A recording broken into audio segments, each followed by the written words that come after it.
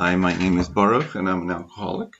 Welcome back to my ongoing series of 12-step recovery work based on the 5 books of Moses, going through the 12 steps by way of each of the 5 books. It's a 60-episode series. Today we're going to do the 4th step based on a verse from Exodus. Exodus 13:17 says, "And it came to pass, when Pharaoh had let the people go, that God led them not by the way of the land of the Philistines, although that was near. For God said, Lest peradventure the people repent when they see war, and they return to Egypt." So let me explain what's going on.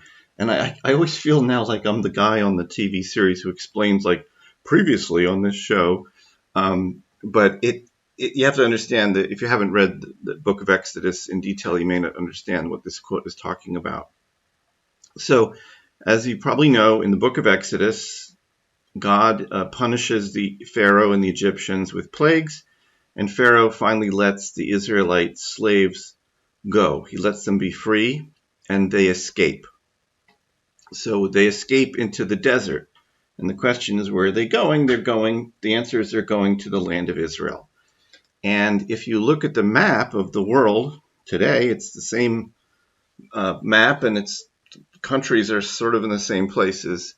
If you look at where Egypt is, if you look at the Nile Delta, like where Cairo is in Egypt, and you look at Israel and Jerusalem, there's no question that the absolute fastest way to go is just to walk along the coast of the Mediterranean Sea.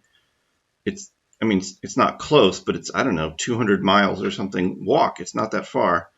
However, if you look at biblical scholarship, then you look at the map of how the Israelites actually got from Egypt to the land of Israel, which they spent 40 years doing, is they went in a very roundabout way. They went south, they crossed the Red Sea, and then they went up into what is probably today the country of Jordan, and they kind of came into Israel sort of the back way.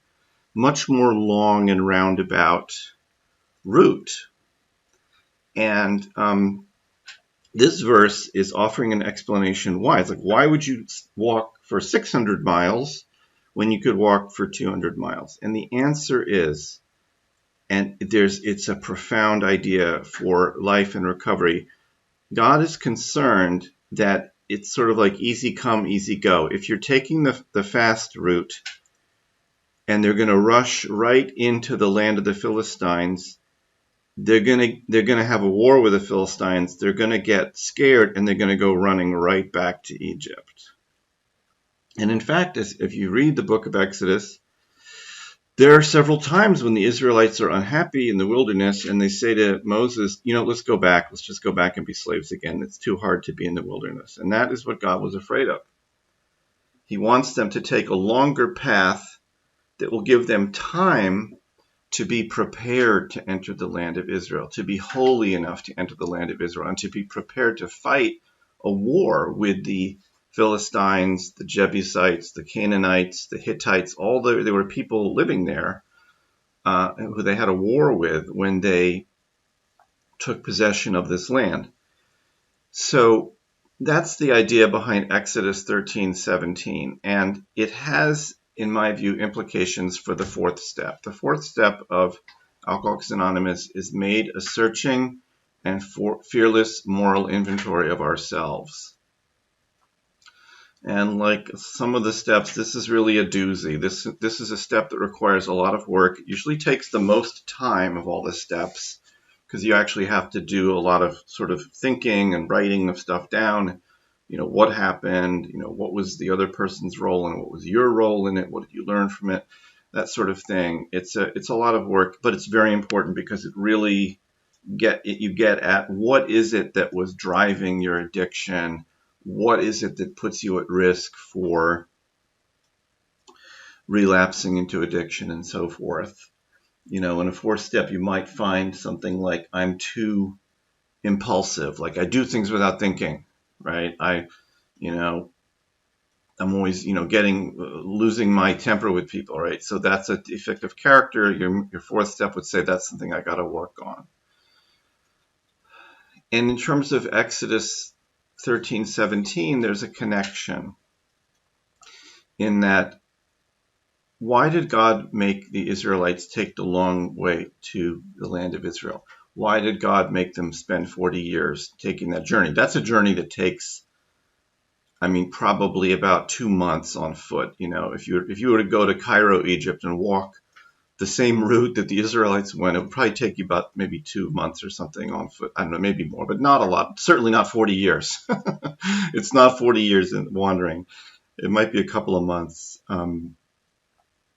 or even a couple of weeks. It's not that far, really. But the reason that God made them take that time was they had to basically do a fourth step. They didn't call it that, but they had to prepare themselves spiritually. They had to understand. They had to unlearn the bad thinking of being slaves. They had a slave mentality in the same way that we, in the fourth step, have to understand how the addiction enslaved us and how we can overcome that.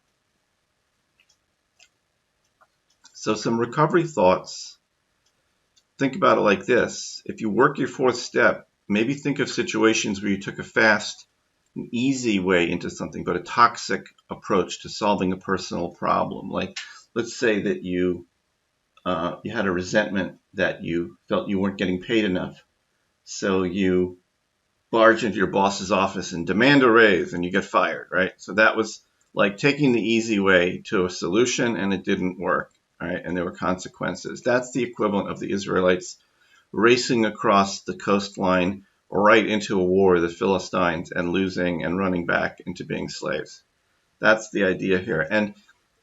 And what correlates to that is who should you trust in figuring this out, right? This is, doing it you're not supposed to do your fourth step by yourself. You have to do the work by yourself, but it helps a lot if you could work with a sponsor or someone you trust to go through the fourth step and then do the fifth step with that person or someone else.